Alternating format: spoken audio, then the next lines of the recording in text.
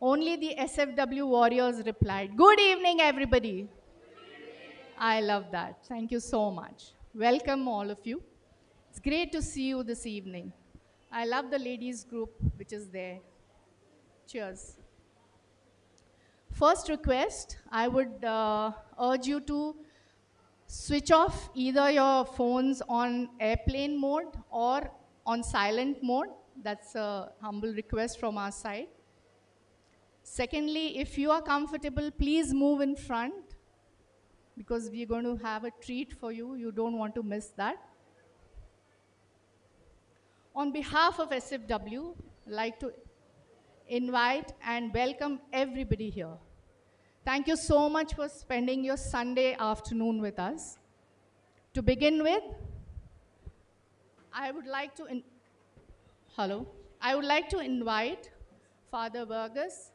He's from SJIM, St. Joseph's Institute of Management. He is the financial head and head of the Catalyst Center. He is also the Dean of the Alumni Relations. I would request Father to come and welcome this August gathering. Thank you.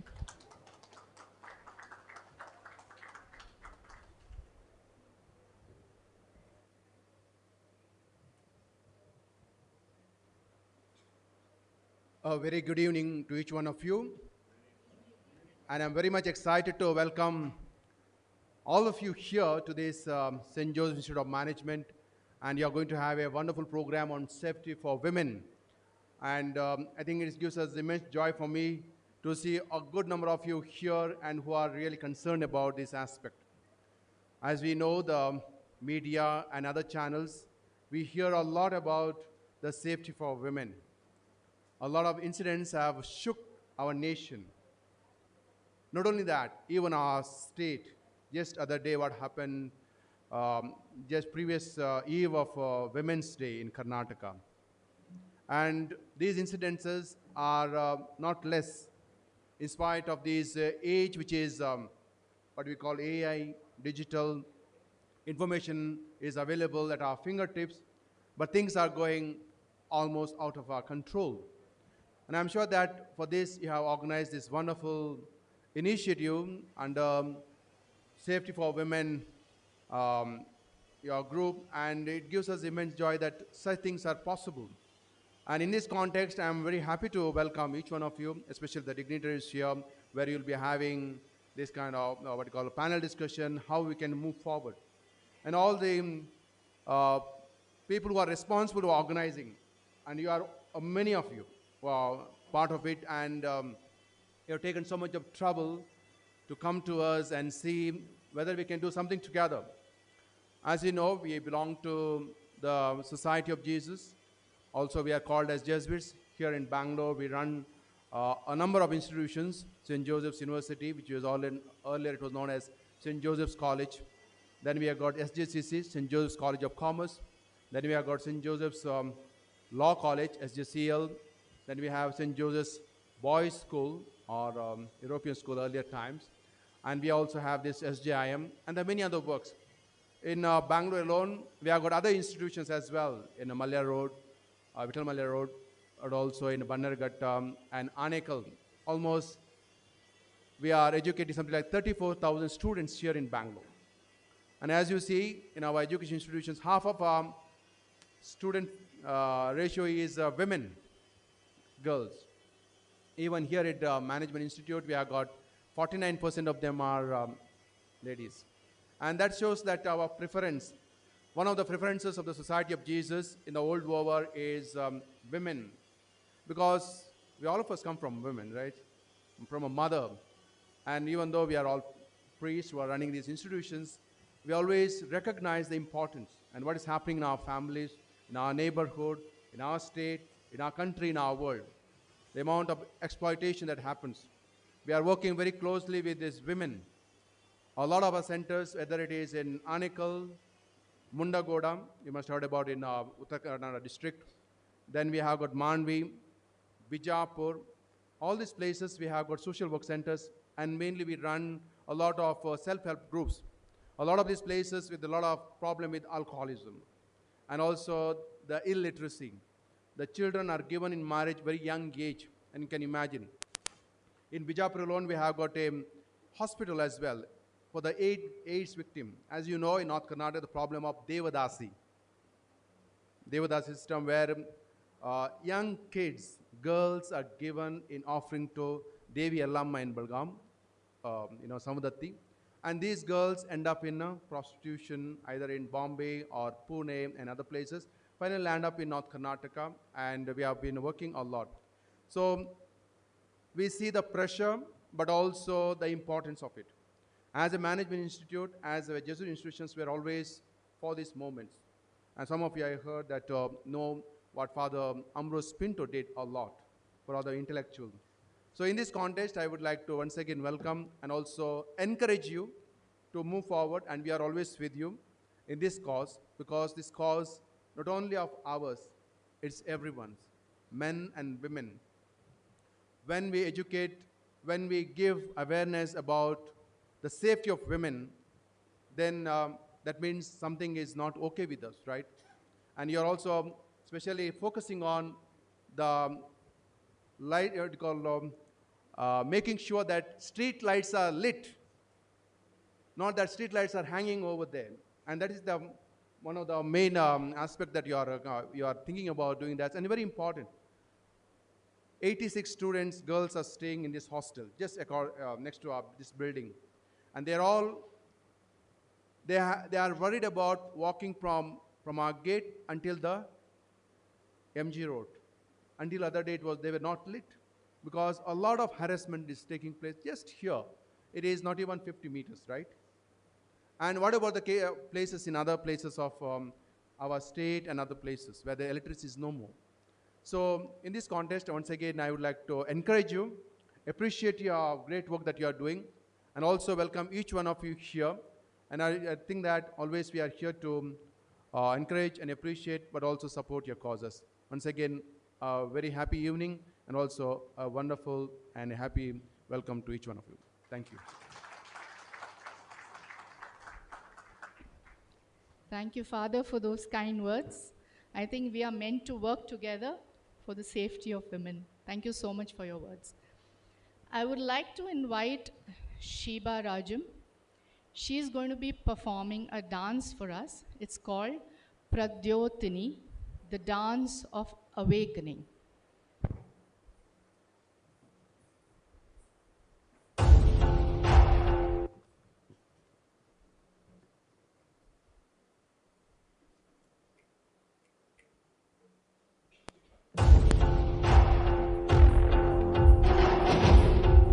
For centuries, women have walked with their senses on high alert, glancing over our shoulders, holding our breath in dark alleys and empty streets. Fear has been woven into our steps, our nights, our very existence. We have been told where to go, when to return, how to dress, how to shrink ourselves to fit a world that refuses to protect us. But no more. We were taught to use our nails like weapons, but never to question why we needed to. They taught us to dress carefully, speak softly,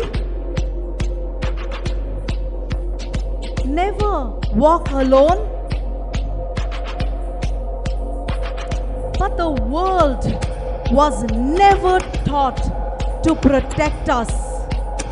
Since childhood, We've been told to be cautious. It's time to tell the world to be better. We were raised with fear in our pockets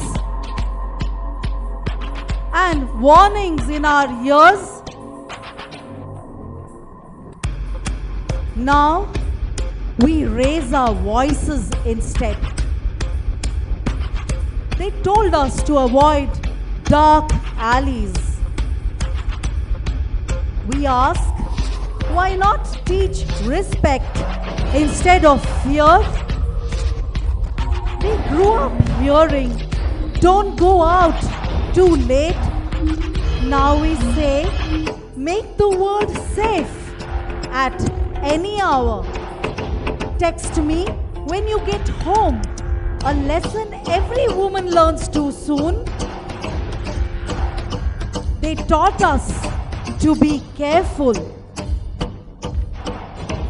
They should have taught them to be respectful. We were told to avoid dark areas. What if we lit up the world with change instead? We were taught to be afraid. Now we choose to be fearless. Let's be the light.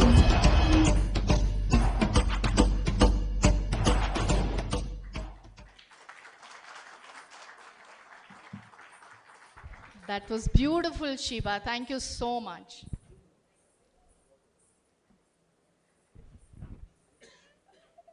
Guests, I would like to now introduce you to somebody who's very young and dynamic and already made herself a name in her field. Her name is Nitya Mandyam.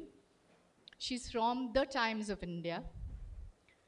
Nitya Mandyam is a seasoned journalist with over 7 years of experience, having authored nearly 3,000 articles. Here she is. Thank you, Nitya. She has been extensively covered urban infrastructure issues, particularly those affecting Bengaluru, our very own city, and has developed strong connections with resident welfare associations. She has also served as a media advisor to Bengaluru Smart City Limited for a year, contributing to urban development initiatives. Currently, she covers aviation and urban infrastructure, bringing in depth analysis and insights to her reporting. Known for her integrity and sharp investigative skills, she remains a trusted voice in Bengaluru's civic and policy discourse. I would like to now hand over the proceedings to Nitya and welcome Nitya to SFW.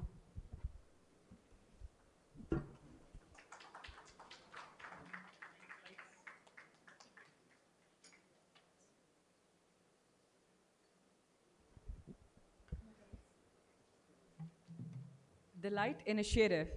First, thank you for your commitment in showing up today. Your precious few hours dedicated to this cause will go a long way towards making sure women in all our lives and everyone can feel safe and be safe. I'm truly excited to welcome you all. We all know that we have set to achieve something, and safety for women is one of the key initiatives. The Citizen Initiative was conceptualized and brought to fruition by Purnima Shetty, a remarkable woman with an extraordinary vision. I would like to introduce you to the dynamic woman of today. She's the founder and initiator of Be the Light Initiative. Purnima, you're wanted. Purnima Shetty stands as a visionary leader, entrepreneur, and social innovator whose impact resonates across communities throughout India. As founder of the On Buzz and co-founder of Compassion Crew, she has transformed disconnected neighborhoods into vibrant, engaging communities through civic initiatives like Free the Tree and Mission 100 voting. Her leadership extends to multiple civic roles, including the state chair of G100, mentoring and motivation in Karnataka, president of Eye Care Brigade in Bangalore, and as a distinguished alumni of She Represents program, where she was selected as one of the 40 exceptional women leaders nationwide by the Indian School of Democracy. Currently, spearheading the Safety for Women movement, Purnima is leading a pan-India initiative to create safer, more equitable communities for women through research-backed, solution-driven approaches. Her commitment to social impact manifests through neighborhood cleanups, civic problem solving, and active participation in ward committee meetings. Recently elected to the Rising Leader Council of the Indian School of Democracy, Purnima continues to demonstrate how visionary leadership and collective action can create tangible progress, embodying the perfect blend of compassion, determination, and strategic thinking that defines truly transformative community builders. The next we have is Dr. Priyanka Upendra. Thank you, ma'am, for actually joining us today. A luminous presence across the Indian film landscape, Dr. Priyanka Upendra has carved an extraordinary journey through cinema, philanthropy, and cultural leadership. Beginning her artistic voyage after being crowned Miss Calcutta 1996, she embarked on a remarkable career under the mentorship of national award-winning filmmaker Basu Chatterjee.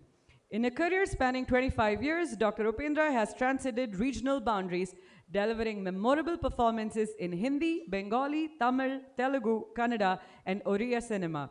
Her exceptional talent has been recognized with prestigious accolades, including the Best Actress Award for Sati, Priyanka, and Devaki, as well as the coveted S.P. Balasubramanian Award for the Best Actress honor for her poignant performance in Mummy. Beyond her artistic achievements, Dr. Upendra stands as a powerful advocate for industry equity as the former president of FIRE, Film Industry for Rights and Equality. Her humanitarian spirit shines through her dedicated work and the UPI Foundation channeling her influence toward meaningful social change. A visionary entrepreneur, she helms both Priyanka Upendra Productions and Upendra Productions, creating platforms for compelling storytelling. Currently, Dr. Upendra continues to enchant audiences with her recent release, Ugravatara, while anticipating the forthcoming Detective Tikshna, her milestone 50th film, Life Beautiful and the Virus. I think it takes great courage to do something like that. Thank you, ma'am. We would like to now invite Ms. Pushpa. With over 3 decades of distinct service in the power sector, Ms. Pushpa brings exceptional leadership and technical expertise to her role as Chief General Manager of BESCOM. Her journey began in 1991 when she joined Karnataka Electricity Board as the junior engineer after completing her BE in electrical and electronical engineer. She later enhanced her management credentials with an MBA, creating a powerful combination of technical knowledge and business acumen. Ms. Pushpa spent 25 formative years in Shivamogga, where she developed comprehensive expertise across telecommunications, operations and maintenance, major works, distribution, transformer repair, and transmission systems at the KPTCL. This diverse experience provided her with an unparalleled understanding of power infrastructure operations. Her leadership capabilities were recognized with the promotion of Superintending Engineer in Chikmagaluru, followed by 9 years of progressive responsibility in Mangaluru, where she served as a superintending project for major projects, works in Udupi, and operation and maintenance before advancing to chief engineer. Ms. Pushpa's strategic vision earned her appointment as the managing director at the PCKL in Bangalore, where assuming her current role as chief general manager at BESCOM in November 2024. Give a round of applause. I'm sure all of you are excited. You should be. We have Mr. Arun Pai. Please, sir. For over 2 decades, Arun Pai has been trading footpaths of Bangalore, uncovering the city stories one step at a time. As the founder of Bangalore Walks, established in 2005, he has guided more than 1,000 walks, transforming everyday streets into pathways of discovery for both local visitors and alike. In his recent and ambitious Bangalore Footpath Challenge, Pai led citizens across 150 kilometers of the city's footpaths in just 15 days, inspiring over 1,500 Bangaloreans to experience their city on foot. This initiative reflects his unwavering commitment to urban walkability and his vision of transforming Bangalore into a pedestrian-friendly metropolis. More than a tour guide, Pai is an urban advocate whose footsteps have become a movement championing the right citizens to reclaim their streets and sidewalks.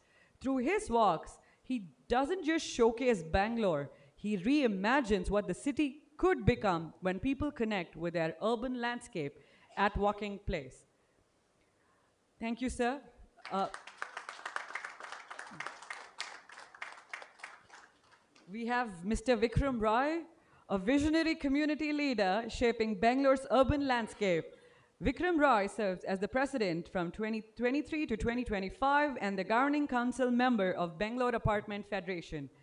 Under his stewardship, BAF has emerged as India's largest apartment and villa resident welfare association, representing over 1,350 members and RWAs, 3 lakh households, and touching the lives of more than 1 million Bangaloreans. A true Bangalorean at heart with nearly 3 decades of residency, Vikram brings a rich tapestry of perspective shaped by his childhood across various parts of India. His technical foundation as an engineering graduate from the prestigious BITS Pilani, combined with his entrepreneurial spirit, has led him to his current role leading an innovative health tech venture. Vikram's professional journey reflects his versatility and commitment to meaningful impact, from his 8-year tenure in Bangalore's renowned technology sector to co-founding and scaling a boutique of social impact consulting firm. His passion for civic engagement stems from a unique ability to operate at the nexus of communities, cultures, and collaborations, where he continues to drive positive transformation in living across Bangalore. Thank you, Vikram, for having you here. The most important member of the city, who's actually listening to all our BBMP vows and taking it happily, is Ms. Snehal R. Snehal is a distinguished Indian Administrative Service Officer of Karnataka cadre with over a decade of exemplary public service experience across diverse governmental roles. Currently serving as the Zonal Commissioner of BBMP East Zone since October 2023, she brings a wealth of leadership experience to this critical urban government position. Her administrative career reflects remarkable versatility, having successfully led multiple significant department roles, including serving as the Deputy Commissioner of Yadgir District, Director of Pre-University Education, Managing Director of MESCOM Mangalore, and the CEO of Jilla Panchayat Dharwad.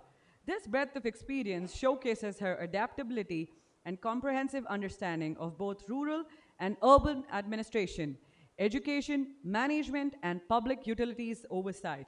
Ms. Nehal entered the prestigious IAS in 2013 after securing an impressive All India rank of 77 in UPSC.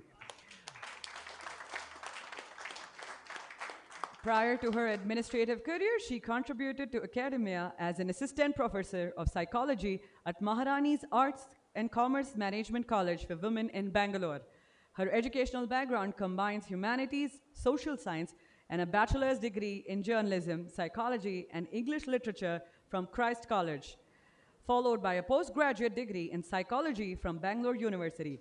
This unique academic foundation in psychology, coupled with administrative expertise, gives her distinctive perspective on public service and governance. I would like to thank you all for coming here and making your presence felt so that we can have a great panel discussion on She the Light. I don't have any. We also have Ms. Baisakhi Banerjee, a dynamic banking leader who is a 3-decade journey through India's financial sector has shaped her into one of industry's most accomplished executive. As Executive Vice President and Regional Branch Banking Head for South, one region at Axis Bank, she brings strategic vision owned across prestigious institutions including Kotak Mahindra Bank, Standard Chartered, HDFC Bank, ING Vaishya Bank, and IDBI Bank. Baisakhi's expertise in branch banking and distribution and channel management is complemented by her commitment to continuous learning, evidenced by her senior management program from IIM Ahmedabad and recent completion of high Performance Leadership Program at the Oxford University, London. Beyond her boardroom, Baishaki balances her professional achievements with a rich personal life. She shares her journey with her husband, Mr. Supriya Banerjee, who serves at the Reserve Bank of India. Together, they have raised two accomplished doctors, Divyanshi, a chartered accountant pursuing further professional development, and Divyani, who recently completed her 12th grade education. A Kolkata University graduate with a passion for reading, dancing, and writing, Baishaki exemplifies how multifaceted talents and unwavering dedication can create an extraordinary career in financial leadership while nurturing a fulfilling family life. Thank you, ma'am, for having you here. We would now have you can all take seats and we can begin the panel if you.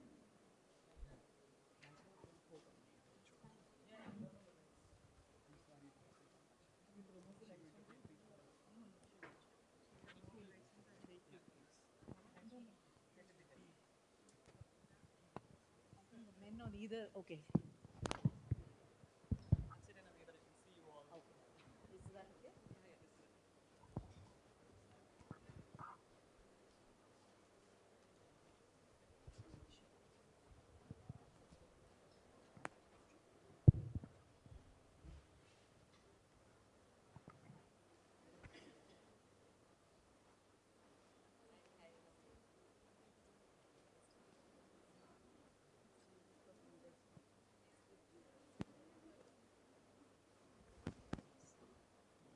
I'll just move them. We can talk about Abhaya, who was brutally murdered in her workspace. We can talk about Nirbhaya and countless others. After the Calcutta hospital horror, many of us participated in a mandatory candle lighting, protesting, and grumbling about the inadequacies of government, hospital administration, and humanity in general. But a few of us thought we cannot stop with just showing solidarity and participating in these candle marches. We needed more, and we wanted to work towards more. We felt we were not doing enough. In fact, we were not doing anything apart from blaming others. The government, the police, the authorities, BBMP, BESCOM, you name it, we've blamed everybody. We felt anger, frustration, and a sense of helplessness, a multitude of emotion, and also felt something needed to be done. We were done with complaining. No more blaming the victim. No more of, oh, she should not be here. She should not be wearing that. Nothing. Nothing of those sorts. So here we are, 3 months from when it was just an idea, that SFW is committed to working on preventing measures, something that will truly make a difference. We promise to work on things that will start and bring change. While I would like to open this panel, what would you think about how street lights can actually be done to work towards the betterment of the society and not just playing a blame game amidst the civic authorities that are there? Today, if you look, there are a lot of streets that are lit and there are some that are really not lit. But it's okay. We can work towards improving it. And we really don't need to just put the blame on BESCOM, because then they will put it on BBMP. And then it goes to another department. I'm sure all of you here are in agreement with it. What do you think about how this should be handled? Good evening, everyone. At the outset, I would like to congratulate SFW for starting this initiative. It's a well thought of and well planned initiative, much needed in a society where we are equal stakeholders. When I say we are equal stakeholders, I'm talking of women as being equal stakeholders in every aspect of the society. Demanding for safe spaces, especially public spaces, is everyone's right. And having street lights, having well-lit areas is equally important, because today is a world where we work 24/7, not just in the government sector, but even in the private sector, and even in our social life. We have every access and we have every opportunity to be out. So considering that, it's very important that we have well-lit spaces around us. It makes us feel more safe. And no matter what, light is what brings life. So we need to make sure that our society is well-lit And as BBMP, we are taking a lot of steps towards this initiative, which we will be talking about later. But as my opening remark, I would like to congratulate SFW. And it's a very good initiative. And it's good to see that usually when you see any function for women, it's only women participating, but there are a good number of men who are participating. And they are equally aware of what needs to be done, which I think is very encouraging. Thank you. Ma'am, BBMP has been instrumental in improving urban infrastructure. How can we strengthen collaborate between BBMP, RWAs, and citizen groups to ensure every street in East Zone is well lit? So every year in the budget of BBMP, we have about 10 crore rupees for maintenance of street lights. And the last few years, there was no budget for bringing in new infrastructure. However, we have requested for almost 18 crores of work from the savings that we had in the previous few years. So that will see the new infrastructure be. Further, every month the chief commissioner conducts certain, zonal meetings with the public, wherein public can come with their grievance. And apart from that, there is 1533. It's a toll-free number which is running 24/7, where there is any complaint, any civic complaint that is there, people can raise it on that platform. Every Wednesday from the zone side, we have ward meetings where the local ward officials conduct these meetings. Zonal staff like the zonal commissioner, joint commissioner, and the chief engineer also attend these programs across different wards. So we are committed to engaging with the public as well as the resident welfare associations, understanding what their problems are and addressing those issues. And it's not just street lights, we are also focusing a lot on parks, public parks, where also people go for their walk, for play. So even there we have a certain budget. I think almost 2.5 crores of budget is there for lights and maintenance of infrastructure in parks. So this is what we are doing from BBMP. And any issue is there, like I said, there is 1533, the toll-free number for any issues with regards to any of the civic amenities that BBMP is providing. Secondly, every week on Wednesdays, there's ward meeting, which happens at the ward office. So you can attend those meetings. And also, if you want to escalate your problems to the Chief Commissioner of BBMP, then the first Tuesday of every month, the Chief Commissioner comes to the zonal office. You can come there and give your grievance. Thank you so much, ma'am. Priyanka ma'am, what I would actually like to ask you is, see, public figures like you actually have the power to inspire and change, right? How can artists and influencers contribute to spreading awareness about the role of well-lit streets in creating a safer Bangalore? Right. Good evening, everyone. Elruge Namaskara. I'd like to again congratulate Poonima and SW Safety for Women for this wonderful initiative and this panel discussion, and thank you for making me a part of it. Definitely, I think we can start by raising awareness. I think by raising awareness on which are the parts in our own areas that are not lit or well lit enough. I think that from there, and then probably we can even, since we have a platform, we can even, talk about it on our own platforms, so that from each area, if certain people point out that these are the places which aren't lit. Recently in Sadashiv Nagar, I think there was a group of women who were walking, and someone had attacked her with a metal rod in the middle of the day, and she's still comatose. And so it's not like in elite areas, and during the daytime also crimes don't happen. But I think it's imperative that we are aware. I was raised in the US, and there was something called Neighborhood Watch, which was very useful. And I think we should not only depend on the police after the crime has happened. We should all be aware, and we should all be alert. And especially for our children, we should also teach our children the safe ways and the way to be about in the neighborhood. And if every neighborhood has a neighborhood watch, I think that will really help. And CCTV, because CCTVs really help. Like many a time, the CCTVs in front of our house have helped at night. We do have a couple of lights that don't work, and I think I have raised, a voice about that.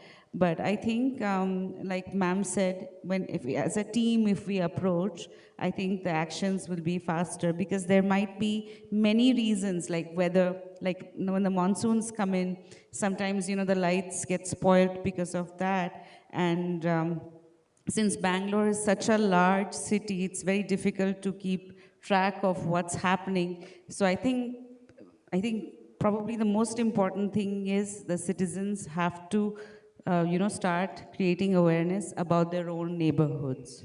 Have you in the industry tried to promote it amidst the other actors that are there? Have you tried to tell them about streetlight issues, or has there ever been a coffee table discussion about these issues and how it's Actually, important?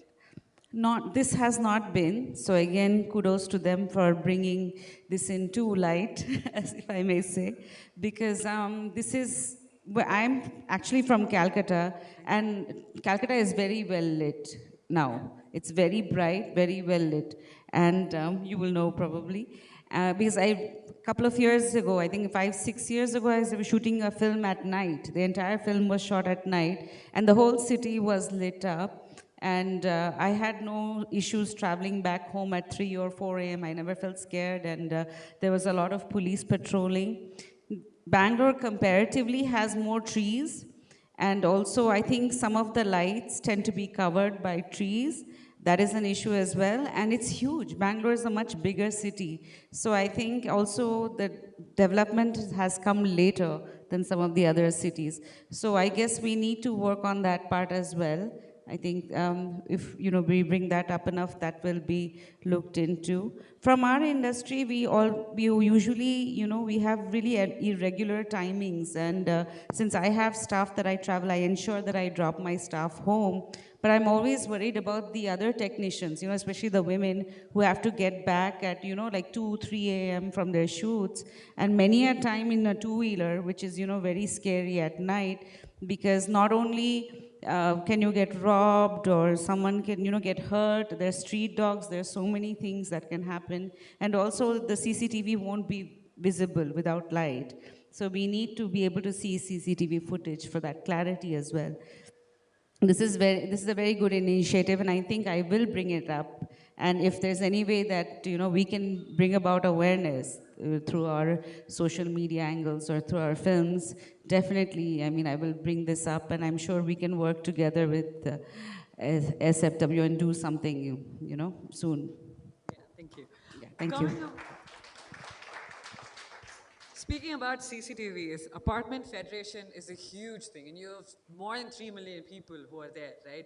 So apartments and gated communities have done a great job, Vikram, and they are one of the biggest security systems that we know. They've always worked together to bring about a change. So if you had to approach this issue, how illuminating spaces, in coordinating with BBMP in public spaces, well, how would you actually approach it as the president of BAF? Firstly, thanks for having me here. It's a great opportunity. So when I asked Purnima saying, why are you inviting me? She said, no, we need a male perspective.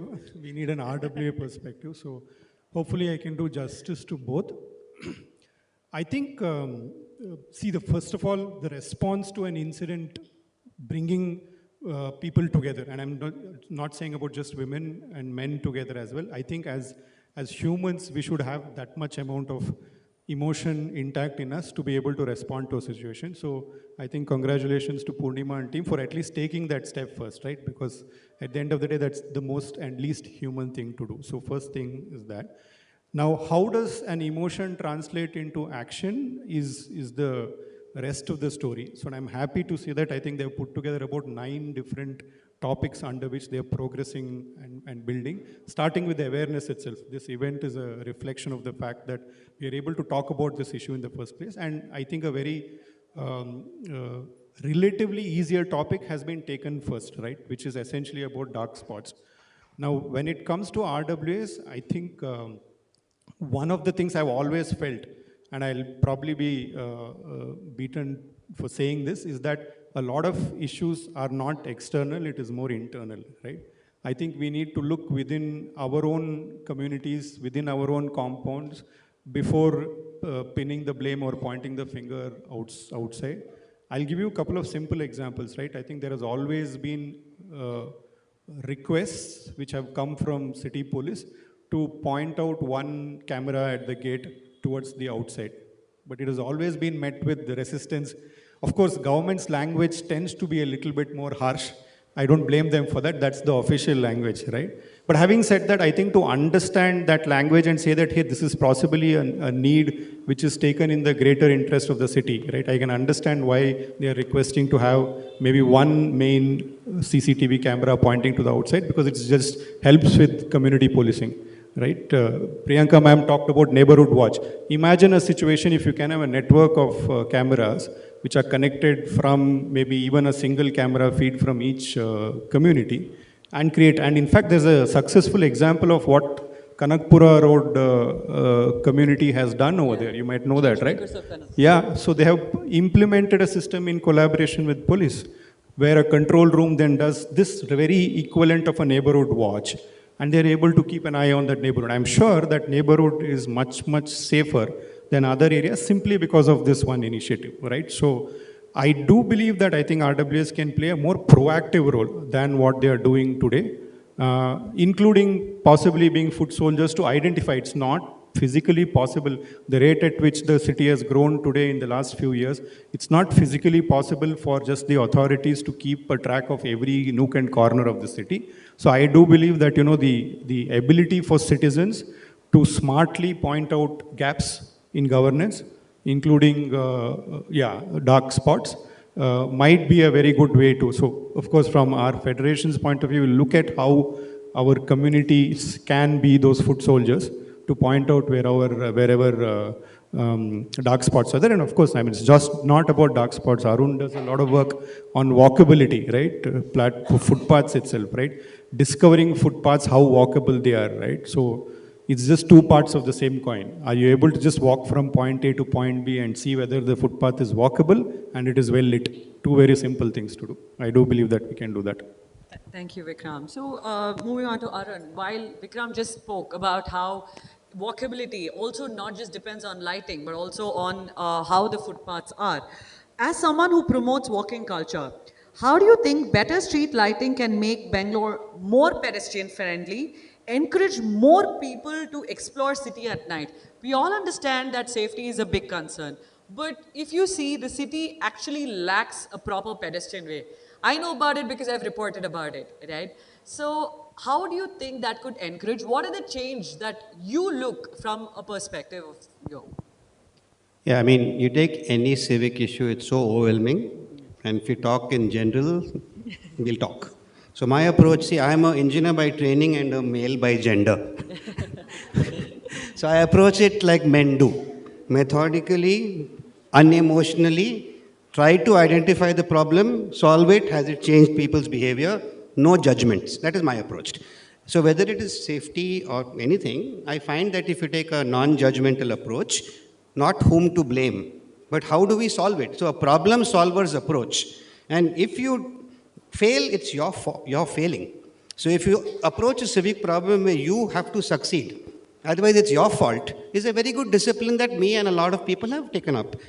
And so I want to ask the audience a question. Can you name the street, one street in Bangalore which is very safe for women? Just name. No, which is the safest? I'm not saying it is safe, but which is the street that you would feel comfortable walking on today, from what you know? MG Road, okay. Your own house street, okay. Brigade Road, Church Street. And what about the men? What do the men think about which streets are? Okay, next question. Which are the most dangerous streets in Bangalore to walk at night for women? Malleshwaram. So what I'm doing here is, there is no data. We all have our own general view. But supposing there was a user rated which said, okay, this street is dangerous, score of 8, this is 5 or something. When you start measuring it in some metric that we all agree upon, then you can start solving it. But if you say it's black or white, there's no light, there's no safety, then I believe we will not solve. So my answer to your question, Nitya, is that if we break down the problem to a street, measure the problems in that street, work at improving them, then we'll keep trying to improve it. We cannot, there's no magic wand. So that is my specific answer to your general question. But I want to add something very specifically because Nehal ma'am is here. Who said MG Road is safe? Which side of MG Road?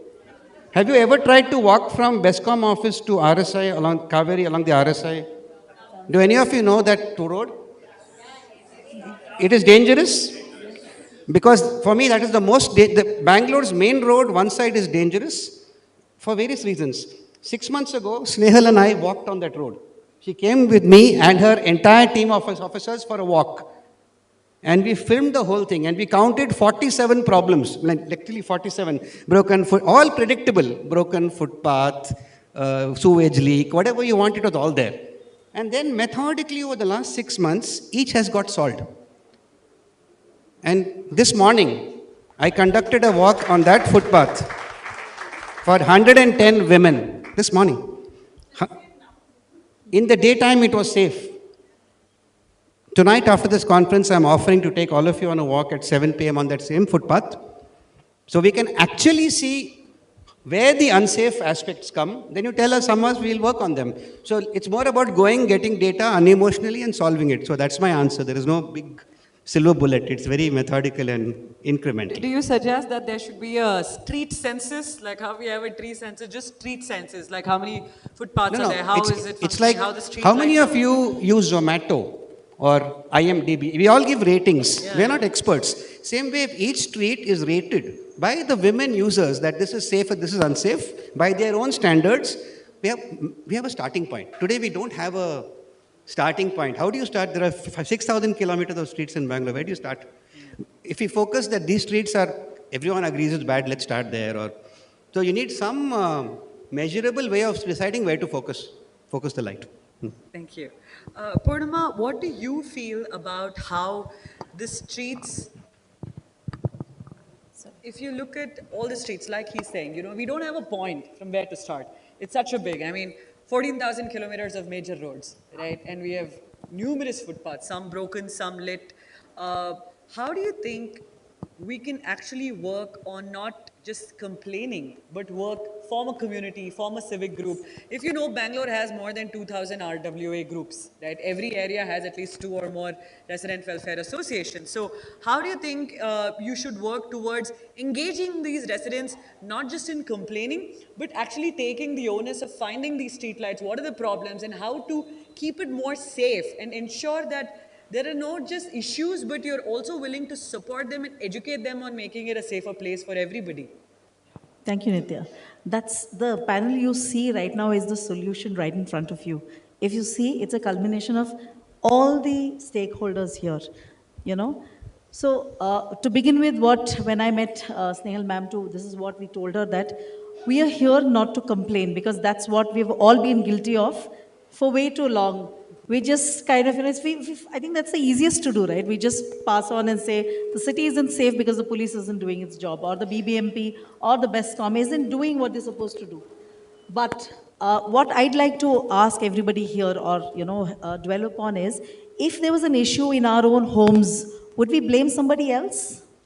We wouldn't, right? We would just take stock and do the needful. So what I'm asking, or what the whole initiative here is, taking ownership of the issues without pointing fingers, and also treating, say, BBMP or BESCOM, treating them as humans first before, putting the blame on them.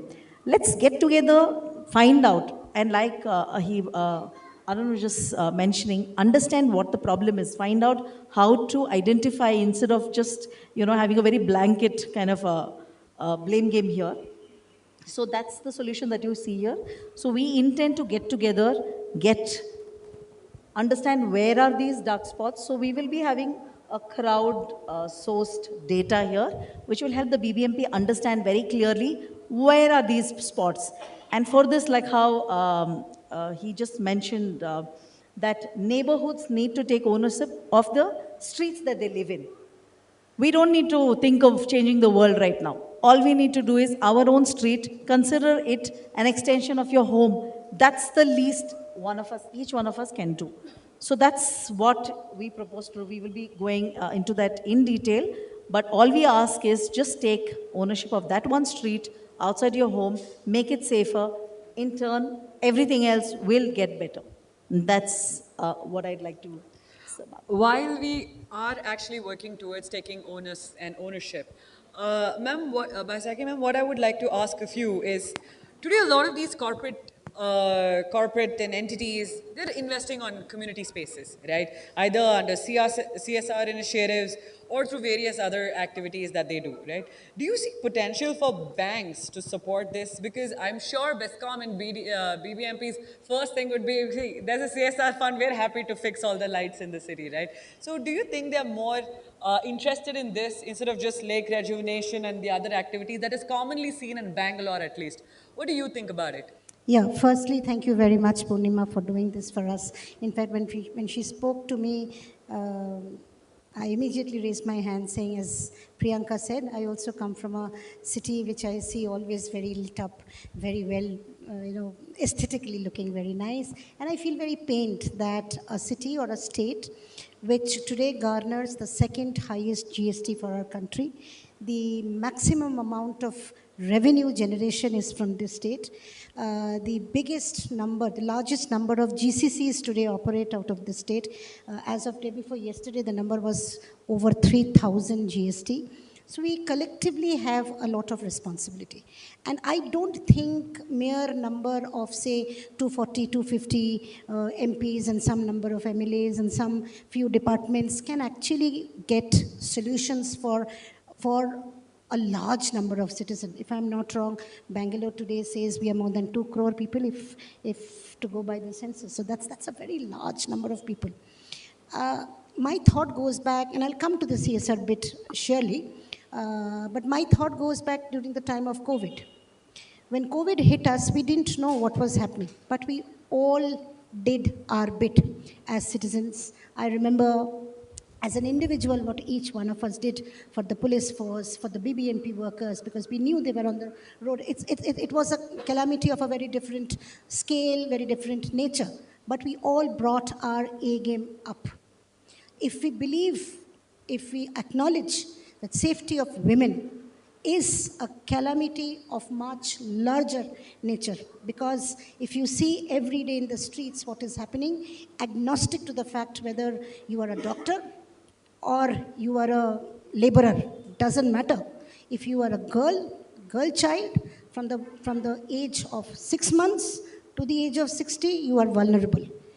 Multiple things need to be done. And this year, the theme of India government, as far as Women's Day is concerned, or women's safety is concerned, is accelerate and action.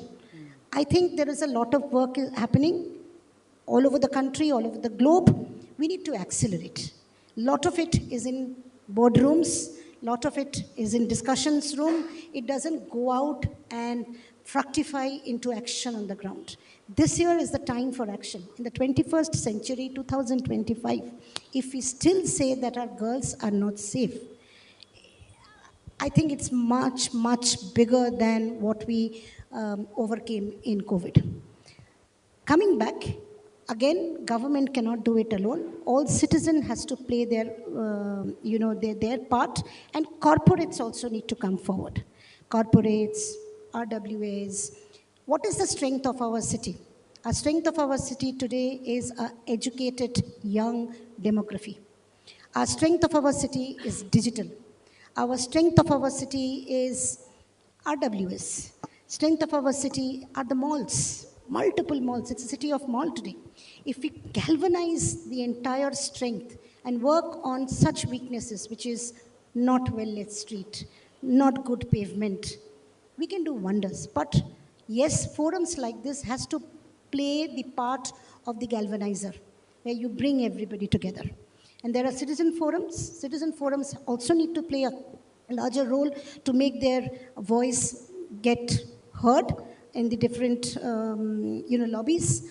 Coming back to corporates, we try and do our bit. So, for example, I have 220 branches in Bangalore. In the city of Karnataka, I have around 360 branches.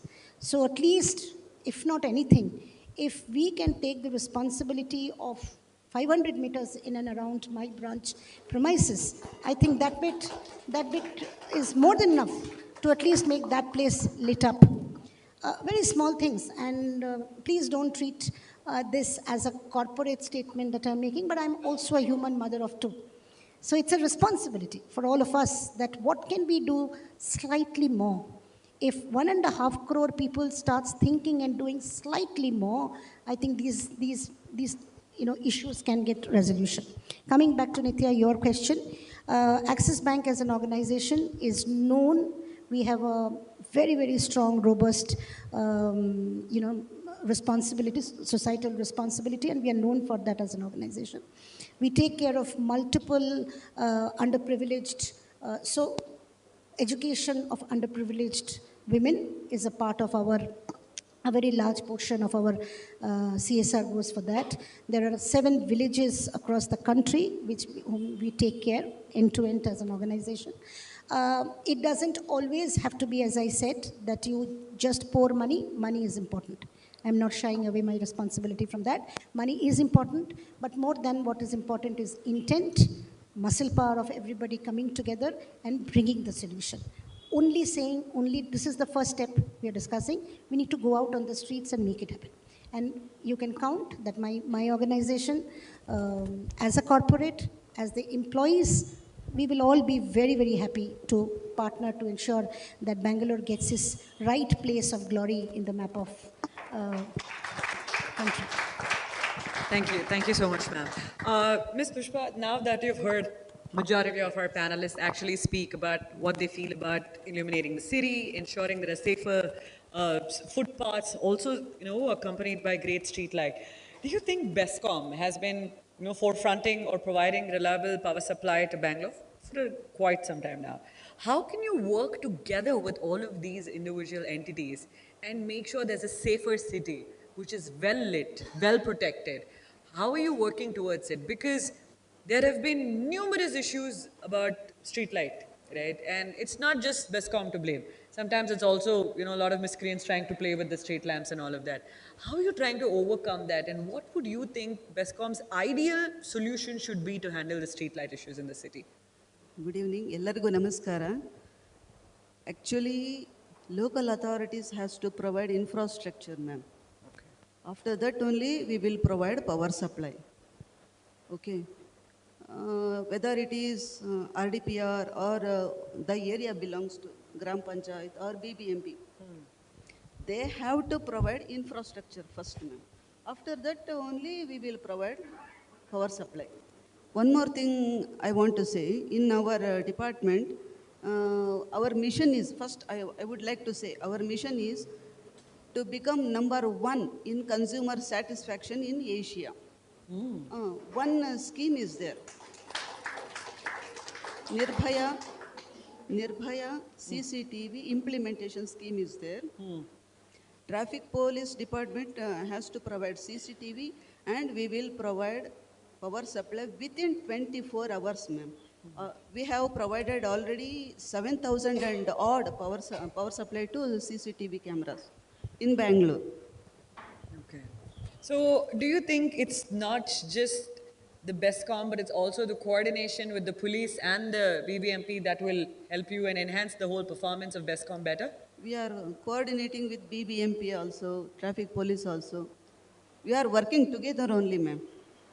That's the same dialogue every civic agency says in the city. I think I know about it.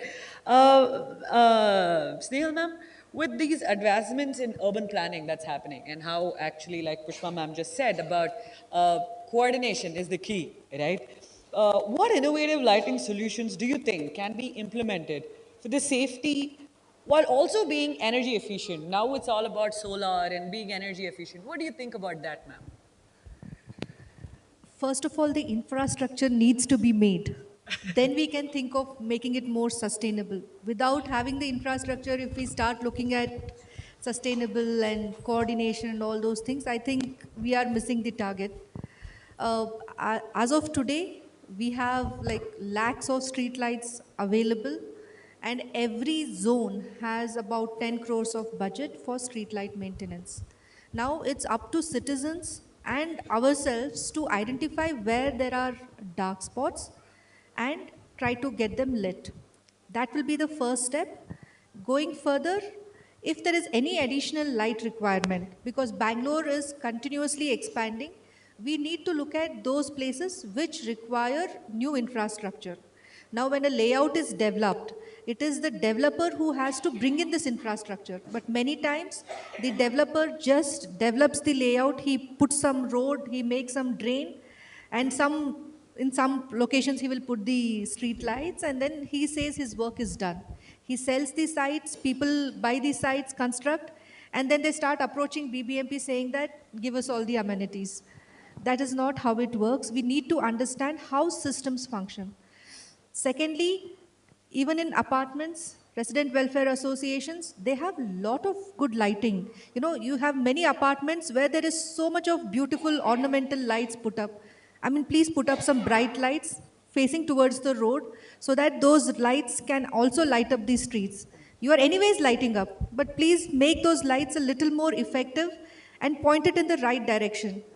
Also, CCTV cameras, Bangalore City Police is putting all the CCTV cameras, BBMP does not put them. So when City Police is putting these CCTV cameras, BESCOM provides the electrification. BESCOM provides the electrification even for our street lights. So when you see a pole in any area, please don't call it as BESCOM pole and there has to be a light to it. There are street lights put only on the poles which are being erected by BBMP. If for certain reason we are not able to do that, there's a transformer of BESCOM. Sometimes, very rare occasions when there is no possibility of putting another pole, the light may be erected on that pole. Otherwise, the street light infrastructure is totally provided by BBMP. The CCTV infrastructure is totally provided by the police. And for all of this, electrification is provided by BESCOM. There is a lot for each one of us to do. Like we said that there has to be, social policing or, social watch. Yes, that is how I think Bangalore was very safe earlier because the neighborhood auntie knew everything what was happening. But today we are like, I don't even know who my neighbor is. Probably if you're staying in an apartment, you don't know who is on your right side, on the left side, the floor below you or the floor above you. So I think we as community should start engaging with each other and not just be engaging on our devices. We should look beyond the devices. Even when you are in a public space, you see that, people are so busy on their device, they are not, engaging what is happening around. You're sitting in a restaurant, you're doing something on your phone. So we feel totally disconnected without this device. So we really need to look beyond the device.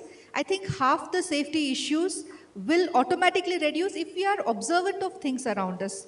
And yes, as a person who is working with BBMP, working with the urban space today, I would like to request you to please raise the complaints when there is a complaint or when there's an issue, and we will address it. I'm not assuring that every issue will be addressed, but we should try and we will try to ensure wherever possible, however quickly possible, we will try to address the issue. Just yesterday, there was heavy rains and we had so many tree falls, and I think the whole night we have been up and we have been removing the tree fall. We've had casualties, we had electricity getting disrupted, the electric poles falling. But today morning everything is back in place. So we are trying to do our best and we seek your support in that. Thank you. You spoke about making it more effective with a lot of apartments and RWA supporting it. There are a lot of apartments which have very well lit areas, and diverting them to the road would actually help even the other pedestrians, right? So, Vikram, what do you think about this? Have you tried working around a policy where if an apartment has, let's say, about 10 or 15 cameras on north, south, east, west, like some of them are actually facing the pedestrian way where you can help people who are walking. Has BAF come up with any policy like that? No, we can't come up with policies. Policies are being done by them. But having said that, I mean, no, very specifically an answer on that, because we have not had the time or occasion to think about issues like this. But I've told you my personal opinion, right? I think we keep getting these sort of inputs from communities that such and such notices have come, etc. I wish that there's more conversation which happens around infrastructure, which is private infrastructure, but which can be put for semi-public. Because like ma'am said, it doesn't hurt anyone to just have little bit more spread of either a light or a CCTV camera. It will only improve the policing of the neighborhood only, right? So in some sense, I think it's a good idea. Maybe that's why we have gathered over here. That's probably an idea to take it forward, to see how can you look at private infrastructure, which can provide semi-public coverage, which benefits both the community as well as the neighborhood as well. That might be a good initiative to also plug into this this ecosystem. More like a PPP with apartments and Yeah. government, try to work on adopting. Every apartment can probably adopt a street that is just in front of them, front of their Yeah. gateway, where they can have Yeah. lit No, I think it's a lights. good idea. I think what she mentioned, that usually in a corporate, it's easier to do the decision making. You've reported enough on issues in communities, etc. To build consensus, right? To take a decision, right? Usually is the challenge, right?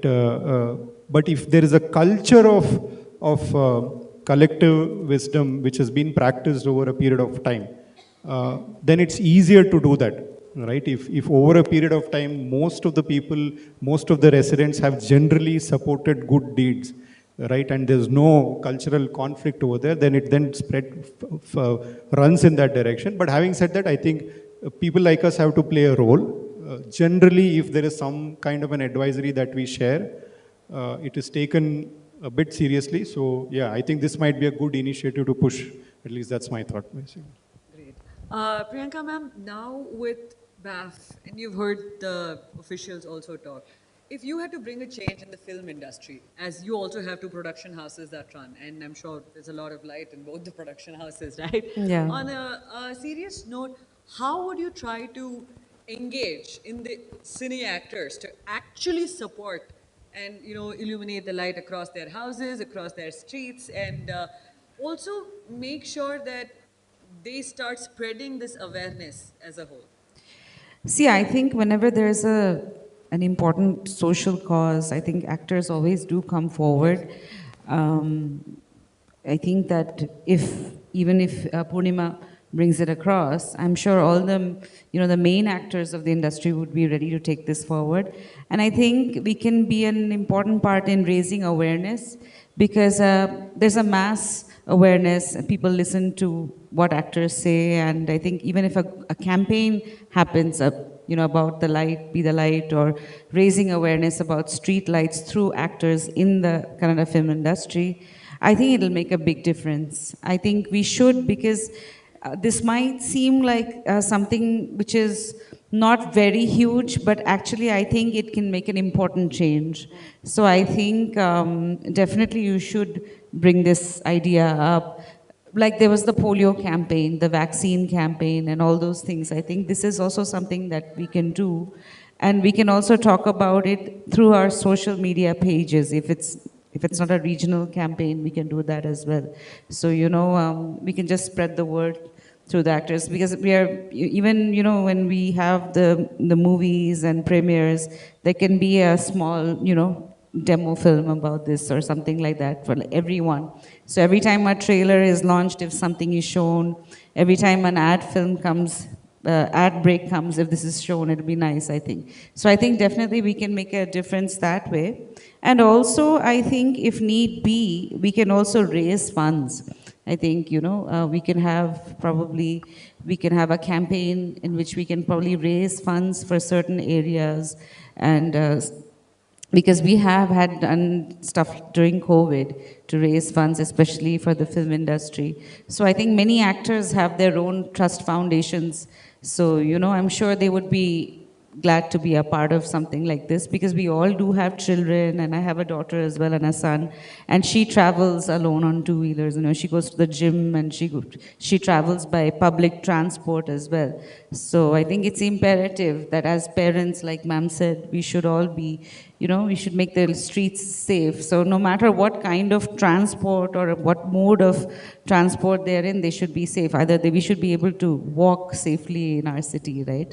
So I love walking actually. It's my most favorite way of, enjoying the day and just, seeing the sights. But it's actually scary sometimes. I mean, I don't get an opportunity to walk a lot, but after moving to Sadashiv Nagar and then around Sankey Tank, but it's still dark in some places, so it is kind of scary. So yeah, if it comes to, making this campaign little larger and to raise awareness, I'm sure we're all going to be there. I'm sure everyone would love to take part in something like this. That's great. Thank you. Great news. While walking is a lot, everybody's favorite activity, I was someone who never walked, but then I really enjoyed the activity after a challenge now. It's the best cardio, by the way. Oh yeah, it's the best cardio. Especially for people my age. So, if you see city, right, has well-lit streets. Arun, this is to you. So it has well-lit streets, and you can actually boost one's economy. If you look at Japan, you look at Tokyo, you look at Bangkok, Singapore, right, Vietnam. All of these places actually have well-lit streets, and there are great shopping that happens, there's great food and everything. How do you think Bangalore can actually leverage something like that? If you see, after a certain time, be it Indiranagar or Malleshwaram, which is bustling, the 8th crossroad, which is bustling with a lot of street hawkers, everything has chaos. You find, though there is street lights, it's not really safe. And if people are safe, there is no light to actually know where you're walking through. It's a vicious cycle of problems that are there. How do you think you can actually help Bangalore in making it? Because we have enough people to support and make it a night economy. So your inputs. So can I give a practical answer? Sorry, Sure. I always talk specifics. Can I ask the audience, would each of you be willing to pay 100 rupees a month to make your own street safer for women? Or some number which is low enough that it doesn't affect you, but can make a difference, right? So how do we appeal to users that what can you do? So I give a suggestion, which we have done. You put one LED light on your house facing outwards, and you pay the power bill. Apartments will not pay power bills because there is collective action. When, what she said, when each one of us can do something, we are our own boss of our own money. So if you can spend 100 rupees and we work with Bescom to give you a low wattage LED, and your only job is to light up one dark spot within the vicinity of where you have control, then it's a private independent decision, right? This is what we do. So we go to people and say, listen, can you put a light on your wall? Why? Because Bangalore has trees. We want trees, but when you have trees, in our standards for street lights, if I have a tree which blocks the light, I have a light and it's still a dark spot. If you walk on MG Road, when the metro viaduct has come, the metro viaduct has made our streets dark. I've spoken to the metro MD several times and said, if the metro took the responsibility of putting downward facing lights on all its viaducts, the city will light up on 88 kilometers of viaduct. But whether we are an institution or an individual, we don't want to do that extra bit. It's not my job. If I talk to the Indian Railways and say, all your tunnels are dark, they are all dark.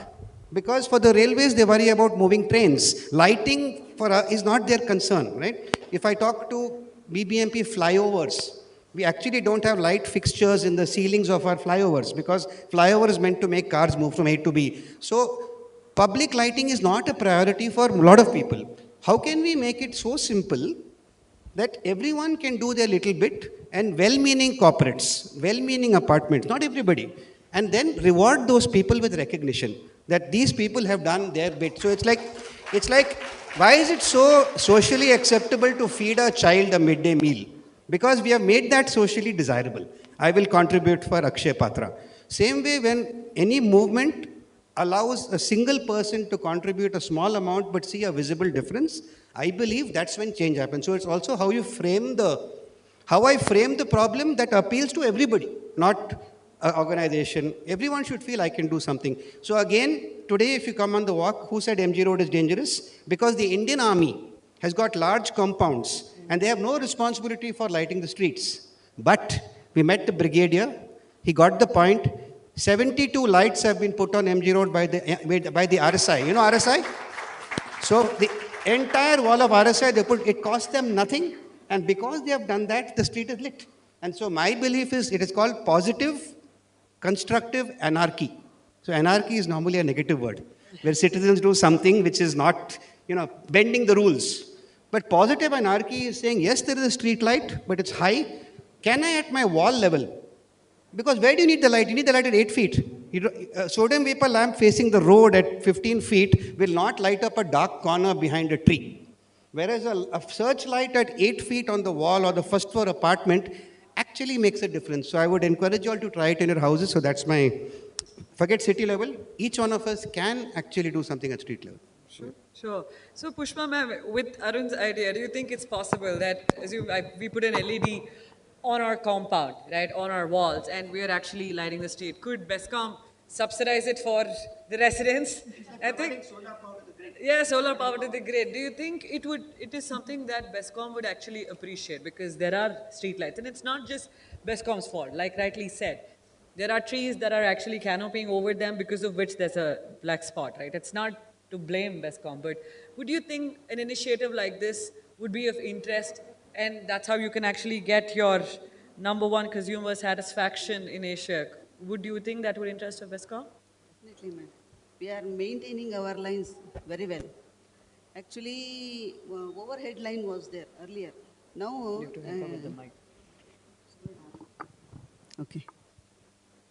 I think more than 85% of work we have done, that is replacement of overhead line, conductor by UG cable in BBMP area, ma'am. We are maintaining. Then we are maintaining UG cable, we are working. Then tree cutting work is also there. Before monsoon, we will hire gangmen during April, May. Then they will cut the tree branches. Then back feeding will be there. That is, if we, for one area, if we provide power supply from one line, if there is any power supply interruption, we will provide, back feeding will be there. That is, we will provide power supply from the other line. So to provide 24/7 power supply, we are working hard, ma'am. With yesterday's rains, if you actually look at it, sad Yeah, that in we some had, areas, even today, overhead line are there. So, if a branch will fall on the conductor, no, it will cut and will snap, and pole also will be broken. We are, yesterday only our people will work together, and power supply resumed as early as possible. If there is any power supply interruption, I request you all to call toll-free number 1912. so we have 1533 and 1912 to reach ma'am. out. Yeah. Yeah. So, Purnima, while you actually know yesterday's rains, right, and the aftermath of it, how do you think RWA should handle it when there is a power shortage, there is monsoon, and there's a tree fall issue? How do you think we can have a power backup, or how do you think we can all join hands together to make sure some kids who are actually coming back from their gyms or schools still feel safe? What do you think you could do? Yeah, so again here, this is what we spoke about is ownership, taking ownership of the problem. Same thing, what happens when it happens inside your home is exactly what happens in your community. So again, coordination, it doesn't happen with one. We talk to Bescom, we talk to BBMP, we talk to the forest department, because then there is a branch that's fallen down. Until the forest department comes and clears it, the other things don't, the Bescom cannot come and resume or put back the power. So RWS play a massive role here, because as citizens, many of us who've already had the experience know how the departments work. So this lack of awareness to a common citizen, what to do when such a thing happens. So this is where the RWS play a huge role. Awareness, also getting the thing rectified is a huge responsibility of the RWS. So we've been part of RWAs, and we've been coordinating with these departments. And I think that is the answer to getting these things rectified. Thank you. While Purnima just said RWAs and coordination with civic agencies is what can actually resolve. Vaishakhi ma'am, what do you actually think could work if employees and corporate, right, they collaborate with each other? They collaborate with identifying communities. See, corporate always has, not to be spoken, but a hierarchical system, right? Do you think getting a system for managing these RWAs and having a unified plan, like be it Indranagar, be it Jayanagar, Baswangudi, even uh, I, there are quite a lot, Maleshwaram, right? So all of these, yeah. How do you think a unified system and how do you think corporate involvement in helping these RWAs with these civic vows could actually be eased out? See, we have to make a start somewhere, right? I think the first start is we are talking. We all talk about female safety, rape, this, that, the other. A very genuine is if there is a dark spot, somebody will, firstly, somebody will get hurt. Agnostic to whether it's a girl or a boy or an elderly person or a child, somebody will get hurt. Then there are street dogs, there are multiple unsafe environment. If I just bring the conversation back to girls and women, having on the road bright light so that people think twice to take a chance. It's no rocket science. But I don't think it's a conversation that we have done very rigorously before. We are starting somewhere, right? When you start a movement or a campaign, any responsible individual, corporate, establishment, house is bound to come forward. And let me make it a little harsh, crash. If you look at certain houses, certain establishments, they might come forward because it makes sense to the optics. But it doesn't matter, it doesn't hurt, because at least they come forward. And if you can engage with the larger audience and make them to come forward and take the first step, and then collaborate with all the agencies that we have, very small, 8:30 in one of the radio channel. If you make them a partner and ask them to make citizens volunteer that outside your house you will put one, 30-watt or a 70-watt light, and make that a movement. Do you think there will be individuals who will not do that? But the point is, organizer who will do the collaboration, people will come forward, people will realize this is a small change that we are asking. And that small change can bring about a very, very, very large shift in the entire way the city looks and feels. So be it a corporate, be it an establishment, everybody will want to come forward and collaborate. I was just thinking when Madam was speaking that there are, and say the army establishments that we have, or there are multiple, abundant lands even in the heart of the city of Bangalore. There are large plot of lands where nobody lives. They're just boundaries. Boundaries have also broken down. There's no light. It feels really scary, right? You can't expect, it's slightly unfair, you should expect, but given the present environment, it's slightly unfair to expect that your main street of Indiranagar will also be the responsibility of BBMP and BESCOM, and your arterial roads also will be BBMP, BESCOM. It doesn't work like that. We need to have our priorities. If there are RWAs and household colonies where we can light up our streets, I believe it opens up span of control or bandwidth for BBMP and BESCOM to actually focus on areas where there are no dwellers and there is nobody to take responsibility, and then these houses come forward and light them up. So it's a shared responsibility. So we stand up and share our responsibilities.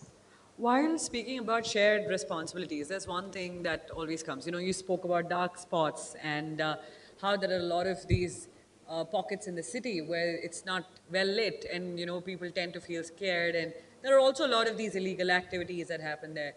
Snehal ma'am, do you think BBMP has a mechanism where it can actually address this? We all know that there is Sahaya, and there's this Nama Bangalore app where you can complain about it. But often it so happens that residents constantly have this thing saying, we raise an issue on the BBMP portal, and then it gets closed, even before it's actually addressed. And then there are some issues where these spots, the marshals come, do a couple of patrolling and go back and they penalize some of them, but it's actually not solved completely, right? There are lights there, not that there are not, but there are a lot of issues also with it that comes along. So how do you think you can actually address this, and what do you think would be the most safe method of handling this whole chaos that is there between dark spots, residents, complaints, and addressing them, ma'am? I think somewhere in a city like Bangalore, people lack civic sense. I think everything starts from that. If we cultivate a civic sense, probably right from home, school, any such gathering like this, I think creating awareness, creating a civic sense becomes far more important. Whether it is the issue of garbage, whether it is the issue of safety, everything comes with ownership and with a civic sense. And if you look at it, last 1.5 years that I have been in BBMP, one person whom I've really enjoyed working with was Mr. Arun, especially with regard to footpaths, and he's very persistent with it. So he did this 100-kilometer footpath challenge, then he did 21 kilometers of footpath walk. All these challenges that he took up, and along with with the team of BBMP, he has certain other people who will collaborate with him. But they have ensured that all these issues are resolved. The first time we walk, he makes sure the problems are identified, then the problems are put onto a chart, into some sort of a documentation, and then these problems get resolved. And it really helps us as a civic agency to know where the problem is. See, we ask our teams to go ahead in every locality and see where the street lights are not functioning. We do the audit. Every 2-3 months we do the audit. We try to rectify those issues. But many times what happens when there is monsoon, the problems keep on increasing and the bandwidth that we have to perform might not be optimal. So we require, like suppose if there are 10 street lights on a road, and if you can manage with 6, and the same person keeps complaining saying the rest 4 are not working, I think we'll be wasting a lot of resources in such places. Similarly, there are streets where there are probably only 2 street lights, only one is working and people are just quiet. They're like, okay, at least one is working, let us be quiet. So those are the areas that we really need to work on. So which should be taken up on priority, that should be determined and that should be brought to our notice so that we can work more effectively. And for us, public feedback becomes the most important thing. I know all of you will criticize us, all of you will have issues with the way we function. Fine, I know we are not perfect. But unless until you raise the issue, we will not be able to address it. Because we work 8 to 10 hours in the daytime. Street lights is something that comes up after 6:37. So we may not be very good at identifying the issue. So please help us so that we will fix the issue. We are willing to fix the issues. Please help us identify the problem, whether it is dark spots, black spots. By black spots, I mean garbage being dumped in any place like that. And then dark spots meaning where there are street lights are not functional, where the footpath is broken, where probably the slab of the drain is not covered properly. Please bring it to our notice. We have the means to rectify those issues. Bring it to our notice so that we can join hands with you and make the city much better. So this is what I would like to say. Making the city much better is something that we all strongly believe, and we all want people to actually raise their voice when it is needed and then support where you can actually support to make it a better place. Priyanka ma'am, if you could envision Bangalore as a safer, more vibrant city at night, what role do you think lighting and community participation would actually play? And if you have to nominate someone from the industry, 3 people from the industry, who do you think you would want to nominate for championing this light moment? Well, definitely. I think it's very important that this happens and it will make a huge difference. And I'm so glad that finally Poonima and team have actually, come up with this and that they're addressing this cause and that, like ma'am said, we've started talking about it. That's the first step. Because as we talk, I'm thinking about what we can do in my area as well. And like ma'am said, there are apps and we can get in touch with you And I think that, like you said, if everybody participates, and like Sir has so many cool ideas about how people can, even give a minimum amount and light up their areas. So there are so many ways, where there's a will, there's a way. So definitely. And I think definitely, first of all, my husband, Upendra, because he has actually come into films so that he can make a change. And I think for him, the society and really, spearheading changes in society was the reason why he's gotten into films, and he has various messages in his films. And even I have tried to communicate through some of my films as well, safety for women, as Purnima knows, because it is a very powerful medium, and when we can use it, apart from entertainment, to give a good message to the society, we definitely and must and should. And like ma'am said, I think sometimes we think it's okay. Okay, fine, there's garbage, it's not in my house, it's okay. It's outside my house. Okay, there is one street light, it's okay, at least there's one. So, I think the standards of like outside our home are not very high with us. It is when we go abroad, the kind of infrastructure we always, we praise that, oh, it's so nice, the roads are so nice. India is really nice, we have comfort at home. But the roads, I mean, not even if you have a good car, you can't drive it because, roads are so bad, and, the lighting. But why don't you do something about it, right? I mean, we can all make a change, and I think now with society changing, and we're all connected, through social media and many other ways, that ma'am is sitting with me today, and, like we are having a conversation about this, just goes to say that it's not very far away. And we shouldn't shy away from talking about our problems. And I think that if we address it, definitely we can find solutions. And if you asked for three, I think the entire industry will stand up for this, because everybody wants Bangalore to be safe and well lit. Because like ma'am said, a dark spot can start with someone getting hurt, and it can go to a very large extreme of, a very really bad crime happening. So definitely, I think this is something very important. And I think this should be a really big campaign. I think we should all take this very seriously and turn this into a very big campaign. And I hopefully by next year, this time, Bangalore will be really well lit. And also, I think one more thing, I don't know, ma'am. Thank you. We were looking at putting solar panels. So I don't know if it's feasible, but if we have extra electricity from our solar and we're giving it back to BESCOM, is there any way where that electricity can be used for street lights? I don't know how it works. I'm just generally asking. Can we use solar powered lights in the streets? Because we have a lot of sunlight. So like just lights that, like solar power lights, if we could just put them, it just charges on its own, and it's on the whole night. And I think we have a lot of sunlight in Bangalore, and I think that's one option that we can look into. Instead of electricity, if that is an issue.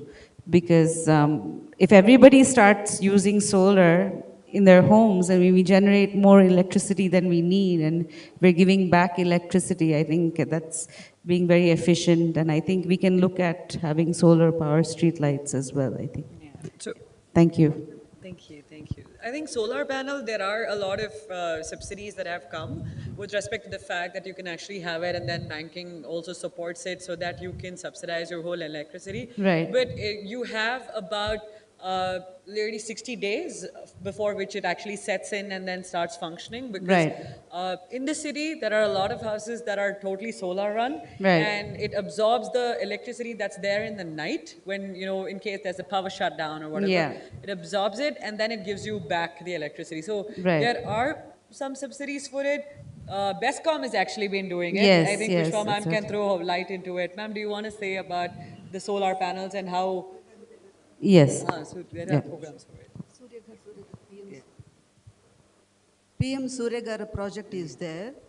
Actually, in every house, they can use SRT PV, that is solar rooftop photovoltaic. If their connected load is 2 kilowatt, then per kilowatt, 30,000 per kilowatt subsidy will be there, up to 2 kilowatt. Then from, no, ma'am. Up to 2 kilowatt, 1 kilowatt and 2 kilowatt, 30,000 per kilowatt. Then 2 and above, 18,000 per kilowatt. Even for, what is that, MS building also. And then group of houses, we will provide up to 500 kVA. Yeah. PM Suryagar project is there. Yeah, it's there actually there, ma'am. But it's just that though there is some project like this, I think people have not yet fully aware of it, and maybe No. a little more awareness and them getting to connect. Yeah, we are giving awareness, ma'am. Yeah. In TV, we are giving ad. In radio, that what is that mirchi? Radio mirchi. Maybe Yeah. it's not as much as we'd like it to be. Yeah. We will all help too. We will all help. Yeah, I think through However this little bit we initiative, can, we yes. can always promote more about it. I think all of us, including the industry and BAF and everybody, will talk about how solar panels can be integrated to your houses and how you can actually Earlier, get subsidized out of it. the 30, if 30-40 site is there, it was mandatory to provide solar water heater. Now, SRTPV, we are... My house has the solar water heater. I know it, it's compulsory. Then in the government building also, we are giving. Yeah. I think, it has been a very important thing to have solar to actually subsidize and how it's been functioning. Since we're running out of time, I will have to conclude this panel, and thank you all for actually, coming here and giving this great, participating in this. Our movement has caught the imagination of citizens in Bangalore, and we want this movement to spread pan-India. As citizen-driven initiative, we ask support from generous people who can help us in any small way, be it lighting your street outside your house, publicizing about why there is a need for street lighting, raising a voice against why there is a dark spot in your locality. It is very important to take that one little step, and then we can have streets that are 100% lit and protective. We need arrangement, we need to ensure that there is solidarity, we need to work on how to design these posters to even go out, in your own media circles, share reels, create more awareness, because this is the only way we can actually spread awareness about an issue. And today, I think it is very important that we all stand in solidarity to raise our voices against a thing. While we do it with these silent marches and protests, I think if we can look at it with a twist, look at it more optimistic. It's easy to cry. It's easy to, lament about issues, but it's very difficult to actually fight and say, hey, I'm going to bring the change. I want to be the change and I will bring the change. And I think that's what the whole movement is, and Safety for Women Foundation has been doing a fabulous job, and I'm sure beginning from today they're going to do it even so more. Purnima, kudos to you for making it happen. Thank you, Arun, thank you, Baishakhi, thank you, Vikram, thank you, Priyanka ma'am, thank you, Snehal ma'am, thank you, Pushpa, and Purnima, At the onset, I want to thank Nitya. What a wonderful job you have done. Thank you so much for gracing our occasion and moderating this entire panel discussion. I would request all of you to continue to stay back for a few more minutes. We would like to thank you, as Safety for Women believes that we do not want to get engaging in felicitation and other things. All that we have for you is a thank you card. It's our humble appreciation for being a part of us and collaborating with us. And we know that the road has just begun, and we are all going to go far, far ahead in this beautiful Be the Light initiative. We request all the men of Safety for Women to thank our guests. As I call out the names, you all can come forward. Arun, Mr. Arun will be felicitated and thanked by Anand, Mr. Anand. And Baisakhi by Billy Graham. Mrs. Baisakhi by Billy Graham. Mr. Vikram Rai by Mr. Perico.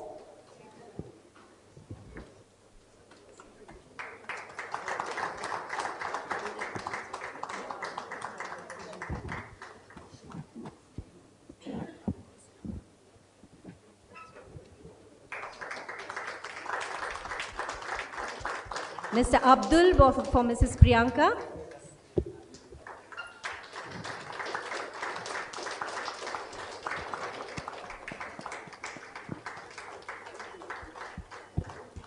Mr. Beslin for Mrs. Snehal.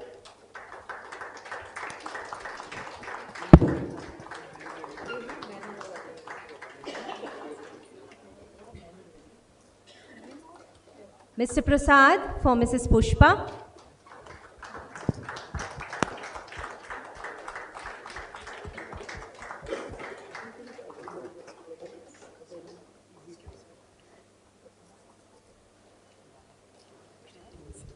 Mr. Dhruva for Mrs. Nitya.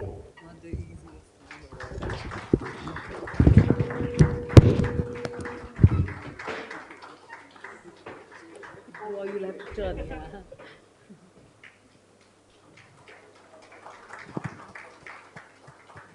I'm just going to open up for a few questions. We have time just for 3 questions. If any of you have, kindly, one request we have is keep the question crisp and short. If you are going to talk for long, the panelists will not have enough time to explain for your question. So keep the question crisp and short. We have time for 3 questions. Thank you very much.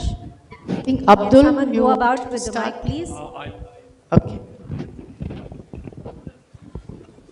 I just want to thank every one of you all for this wonderful thing you have taken in the city. I do appreciate this, but I would like to suggest something. As you were discussing, see, we have to also notice on the streets there are never policemen. We need to recruit at least 1 lakh police for the entire Bangalore city. That creates employment. There are a lot of youths and people without employment. They're indulging into your cell phones, watching sexual acts. And mostly women are considered as objects because of films and videos. So there has to be a pressure on the leaders to restrict and arrest some activities, to construct a society, to respect women. We need counseling centers from school levels to understand the concept. Thank you so much. I don't mean to cut you off, but if you have anything to do with street lights and anything to do with that, can you go ahead with your question, See, the first please? thing is safety of women. Right. That's why I'm suggesting this. Right. Because Is it a women suggestion are or a being question? teased. There are no policemen after some time. Have you noticed on the street? Ma'am, I'd like to take this. As a journalist, I can actually tell you that there is a sufficient force that is actually warning in every nook and corner, and there are more than 1,000 AI-controlled cameras that the city actually has to monitor the safety of women, and they get a daily update. The command and control center that is actually there in the City Police Joint Commissioner Traffic's office gives you an update. There are issues, no doubt. I completely agree. I do agree that safety of women is very important, but the police force is doing more than what it actually can, and BBMP is supporting it, same with BESCOM, giving it full support to that. See, as an overall thing, it's a very good thing as per what they have, but they are extremely short-staffed. One, yes, BESCOM, in my area, they've done an excellent job, but they're extremely short-staffed. I can tell you that right now. In my area, if you go to the underpass of Fraser Town, there's no light on the underpass. It's not lights over there. BBMP, I can tell you this. There is the cleaning of our flyovers has never been done for months together. Ma'am, with respect to employment, what we will do is, considering this is an issue about street light and how light, certainly about employment, I don't think this forum has the answers for increasing the employment, and none of them here would be able to answer that particular question. So we want lights. I just we'll now told you certainly, that. that's exactly what they said, that they're working And towards cleaning ensuring has to the be light morning happens. and evening by the BBMP. Ma'am, I think we understand it. Employment will But be safety, taken. we need to Sure. get the With sexual content restricted, by the Taken. way. Point is taken. There are a lot of abuses Next question. on women. Next Sorry, question. ma'am. Sorry, ma'am. We'll have to take a few more questions, and we'd like to move on. Thank you for your question. Thank you so much. Thank you. Thank you so much. Okay, hi. Snail ma'am, I think we have met many times in your office. I represent, or rather I was an ex-president for Pulikeshi Nagar Resident Welfare Association. We have met multiple times. You have redirected us to Sandeep from the utility building. Having said that, we have made quite a lot of meetings, and every time we get to hear there is lack of infra. Right? They don't have poles, they don't have lights, they don't have space available. BESCOM is not cooperating. So we fought this battle for good 3 years, and we were successful getting only 30 poles, new poles erected, right? So as per the requirement is about 73, the data that we have done. So now what's the budget allocated, and what is that as a BBMP you guys are having a due diligence or maybe a vigilance to monitor why the budget is completely not utilized for the particular east sector itself, right? Frazit on Pulkeshi Nagar is what I'm talking about. So that's my question.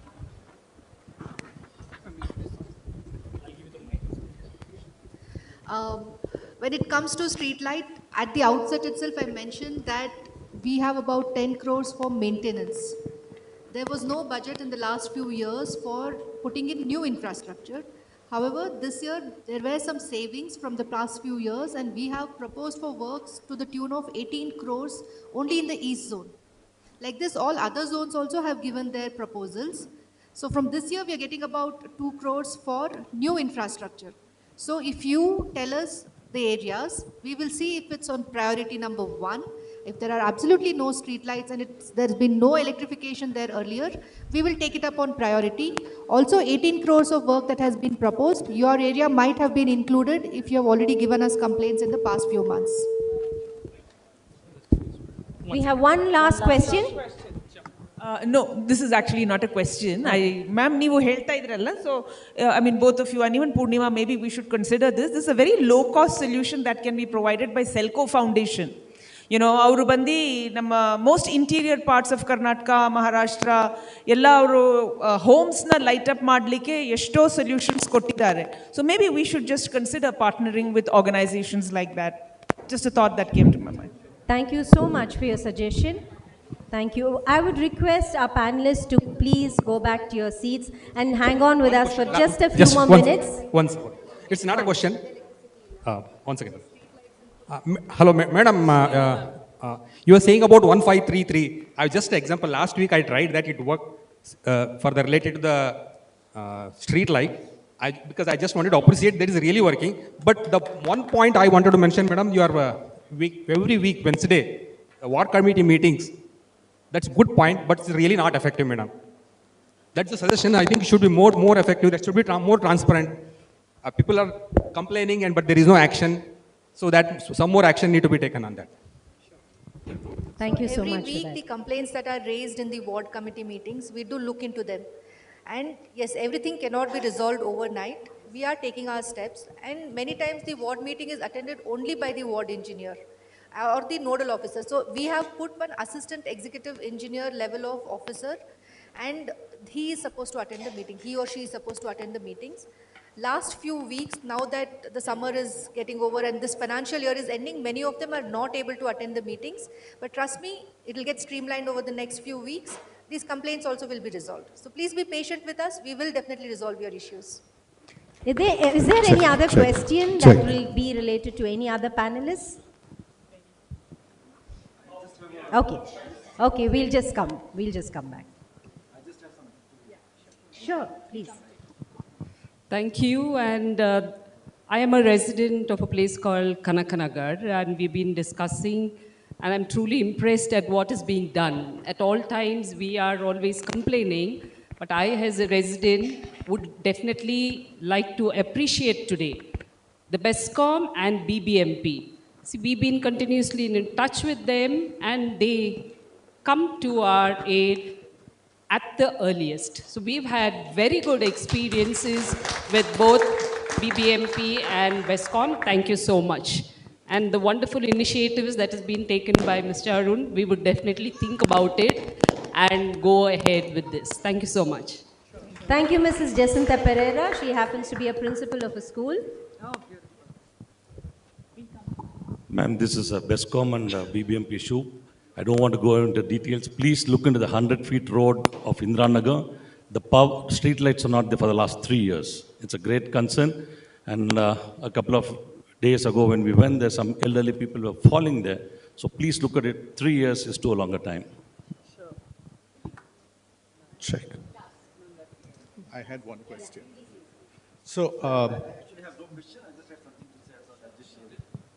good evening, everybody. Actually, it was a fantastic, seminar that we had today. Only thing I probably just want to tell you was, my daughter was supposed to join. Probably, even the younger generation coming into such seminars it is making them more socially conscious. Like what sir said, everybody have an equal role to play. Everybody can be part of the development or the betterment or whatever that is. The other word that you could talk use. So I think had my daughter joined me today, she would have been very inspired by all the dignitaries on the dais, and that's what I mean. Next time, definitely, I'll make sure she joins me so that she gets more. They also be part of the whole, I think, community. Thank you so much. Thank you all. Thank you. Thank you. So this is just a clarification. That's quite an entry. That's a good. Okay, this is just a clarification that I wanted from the BESCOM and the head of BBMP. I come from a corporate, right? So all of us go through appraisal system, irrespective of your hierarchy. You've got to perform, and if you don't, there are penalties, and sometimes demotions, sometimes you need to quit. What's the stake on your BBMP and the BESCOM engineers and the hierarchy above? Do they feel accountable to addressing complaints? We can write. So go back in time, right, when Bangalore hadn't expanded. We knew our sewage guy, we knew our garbage man, we knew our lineman, we knew our telephone guy, and they would walk the streets and rectify it. You didn't need to raise a complaint. You just had to tell him. It would be addressed. Maximum 48 hours. But we've grown, and you have a system. How do you penalize these guys who don't do their job? And end of the day, it's the taxpayers' money. Like you have an appraisal system in the corporate, even we have an appraisal system which functions very well. And every complaint that gets addressed definitely gets praised, and the complaints that don't get addressed are reviewed. Every week we have review systems where we review the complaints which are addressed. So all the complaints that are logged, whenever you log a complaint on 1533, it goes into a system known as Sahaya. So within 7 days, the complaints will have to be addressed. And if the complaint is addressed without closing, you always have the authority or opportunity to reopen the complaint. So without you giving the feedback that yes, the complaint has been resolved, the complaints don't get closed. And if the engineer repeatedly does not resolve the issue and closes the complaint, penalty is levied on the person. And there are times where we have cancelled their promotions, we have reduced their increments. So we have taken those steps. Of course, these are administrative issues which does not come out in the public light. But yes, there is penalty for non-performance even in the government. Sorry? Many of them have godfathers. The counselor is his godfather. Godfathers are for other reasons, not for your performance. Thank you, ma'am. Thank you so much for that. Phillips has the last question. Oh, there's one last question. Last one. Absolutely last. The students? Students have a question. Okay, there's one students and Okay. Philip. We end with Philip. Yes, Go ahead. So, hello again. I'd like to thank all of you for gracing us with We are from Christ College? Yes, I'm from Christ. Yeah, we're media students. So, the question I have is, are there any plans to increase women's safety while taking public transport? Because the main issue with the broken lights I have are the broken lights around bus stands and improper places to get onto public transport. And these are always swarmed by homeless youth or maybe men that we're scared of, because they're always swarming around these public areas. So are there any plans to reduce that? Yeah, please. You have all the answers. I have a very short stint of working with BMTC, so I can tell you what's being done in the buses. Every bus has got a camera which is functional. So anything that happens on the bus is recorded. Similarly, all the bus stops also have certain alerting systems, mechanisms. Cameras are there. I don't know if they are functional as of today, but it's the infrastructure which is provided. And see, what happens is like we can provide the infrastructure. Public should have the civic sense to maintain it. We cannot go on replacing cameras, lights. There's finite resources that we have, and we expect or we request people to have the civic sense to maintain that so that people who really need it can use it. Right? So, but BMTC buses, I can vouch for it that every bus is safe for every type of commuter, senior citizens, women, men, children. Anybody can travel without any fear in the buses because every bus has that system which can record what is happening on the bus. So the same bus, if at the bus stop also, it will take a image what is happening there. So there is enough mechanism in the bus stops. Also, the police department has deployed 700 cameras across Bangalore for safety islands. So there are these certain places where there is possibility of eve teasing or some sort of pickpocketing and all. So there are safety islands where the command and control room of the police will observe what is happening there, and if there is an issue, immediately the police will be sent there. To add to what Bam just said, all of you all should be aware of the KSP app that has a safe connect feature. That's the best safety gadget we can all have. It's all in our hands, right? The phones. So I think that is the easiest. Yeah. Good evening to all of you. I'm part of the staff here. This is an open invitation to all of you, ma'am, who are on the stage and others all around. Please come back to our facility to make use of this facility for the awareness program. Be it social cause or maybe BBMP initiatives, we'll be with you and we'll give you the best support. Thank you. Yeah. Thank you. Thank you. That is so generous. Thank Geeta? you so much. Thank you so much, Philip, for that. Can we please request all the panelists to be seated? We have one last thing that we want you all to be part of. We have the launch of our song, Safety for Women song. It's in English now. We intend to have it in Kannada. There are a few students from Christ. They want to meet you for the press. Is it possible?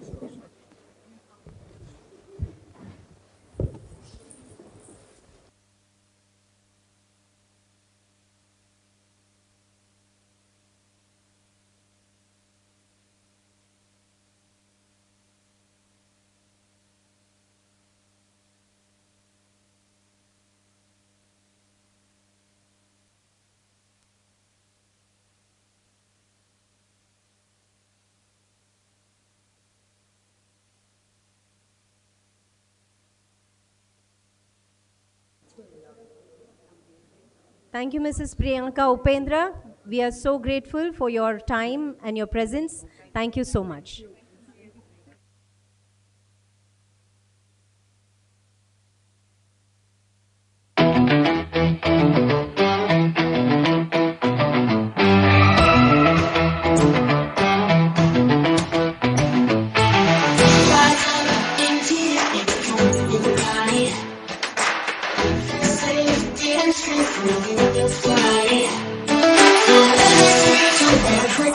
Let's make it fit wherever we go. Call 112 action. Call 1-800 Call 1-092 protect our youth. Together we stand, we fight for truth.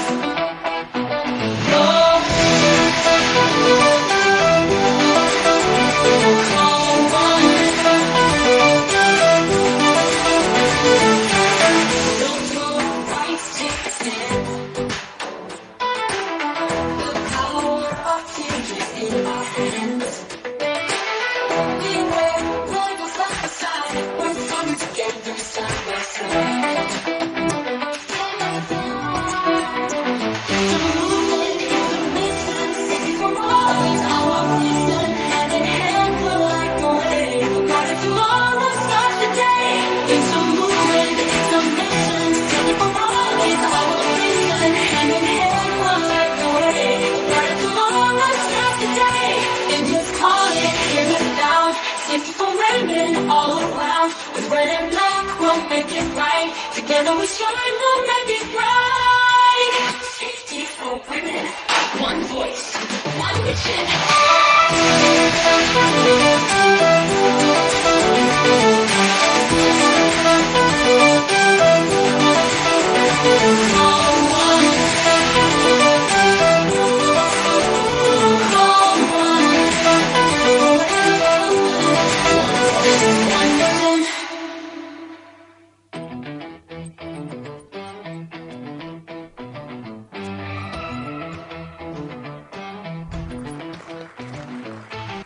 We have one, we heard so much about our issues, problems, And we also heard that a lot can be changed, and it is in our hands. We would like to know more about how we can go forward in doing that, how each one of us can partner. We will request Purnima Shetty to come and throw some light on that as to how can each one of us be the light. We've now opened the conversation. We've at least discussed on what to do together. So the key is together. We have now got the BBMP and the BESCOM and the RWAs to partner. So what we will be doing going forward is crowdsource the data that Snehal ma'am was requesting for, to understand where are these dark spots. Can we get them, on a place where we can track them? That's the first step that we wish to do. For this, we need the help of every citizen here. Again, not waiting for BBMP and BESCOM to do that. All of us stay in streets. We all have lights right out of our homes. So we will be floating a form. But before that, we will understand with all the stakeholders what kind of data needs to be taken from this so that it's effective and they are able to rectify it smoothly. So that is one part. There will be a form that will be shared where we understand how do we go about this. That's one part.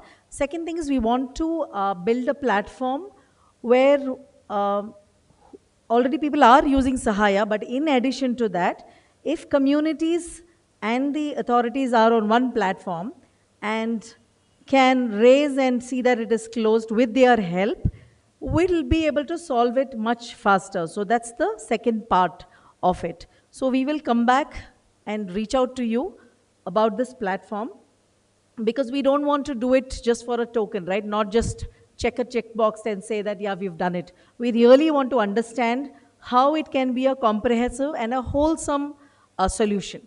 So please allow us time for that. We've gotten all of them to open conversation. We've gotten together. We will put our heads together and come back to you. We need your support to get this done, because this is not going to happen either from citizens alone or the authorities alone. The key is collaboration, and that is what we intend to do. I'm going to keep it very short. So we will get back to you and share all the details soon. Thank you so much.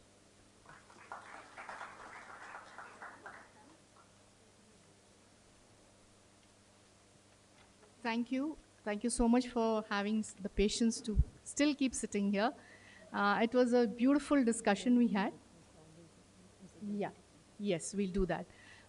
Just a quick, all SFW warriors, can you just stand where you are?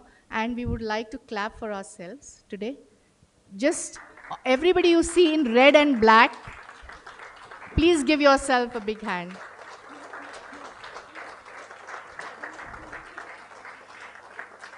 Purnima started this movement and she just sent out a message into the universe. And we are so many of us today. She started the walk alone and we have just joined, and there are many more joining every single day. So thank you so much. I would like to say thank you to a few people. As we conclude today's momentous event, all of us from SFW would like to take a moment to express our heartfelt gratitude to each and every one of you who have been made this day possible. First and foremost, we would like to extend our sincere thanks to St. Joseph's Institute of Management, SJIM, for being our venue partner. Thank you so much. Your generosity and support mean the world to us. We are also deeply grateful to Father Vargas for sharing our passion for safety for women and being part of our mission. And he has also, like Philip just mentioned, they have agreed that whatever programs we wish to do, they are going to be our partners, hopefully forever. A huge shout out to the students and faculty of SJIM, particularly Amar. Thank you, Amar. Philip, I think he's left the venue. Colin, where are you? Jagan, Farzeen, and team of their tireless efforts and enthusiasm in making this event a success. Thank you so much. Yes, please, would you like to take a bow, all of you? Thanks, Colin and your team. To our distinguished panelists, we offer our deepest gratitude for taking the time out on your busy schedules, and especially on a Sunday. Thank you, ma'am. Thank you, Arun. Thank you, ma'am. Thank you so much. Your presence has enriched our understanding of safety and security, and we are honored to have you here. We are thrilled that today's event has shown us that when citizens and authorities come together, great things can happen. We are proud to be part of this movement, and we thank each and every one of you for being part of the solution. I'd like to call upon each one of you as we move forward. Let's proceed to the basketball court. Shall we, Geeta? Oh, yes. Sorry about that. I would like to call upon, where is it? Abdul and Padma. This is something which we do at every event we go to. We take a pledge. So I would like to call upon Abdul and Padma to guide us through this pledge. We would like you all to stand in your place. And when he starts, just extend your hand out and he will guide you through the pledge.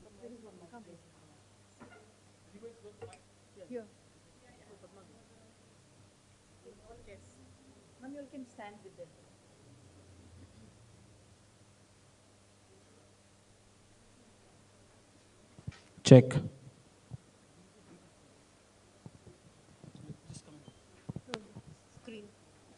Could we please extend our right hands forward?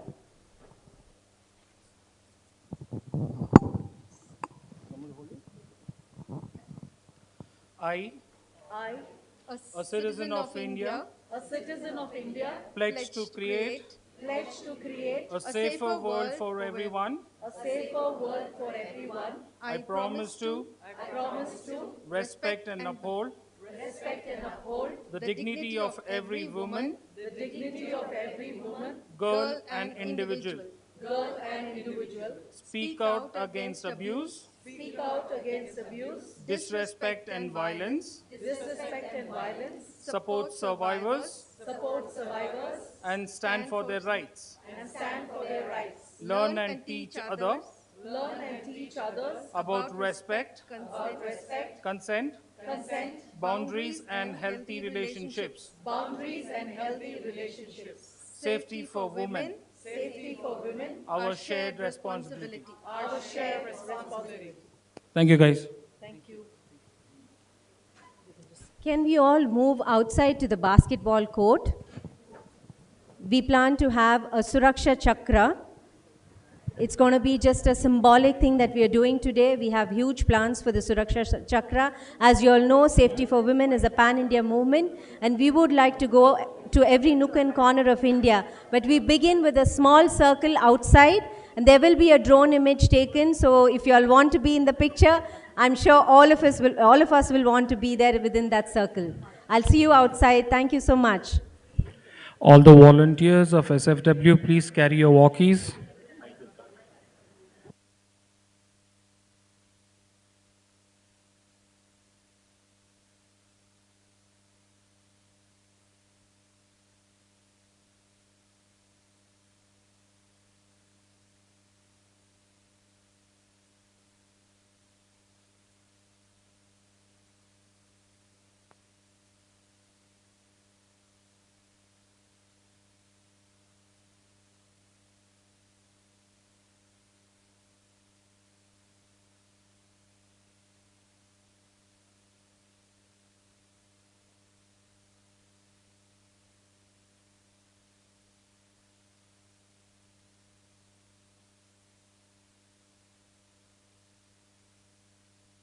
Can we have all of you at the court outside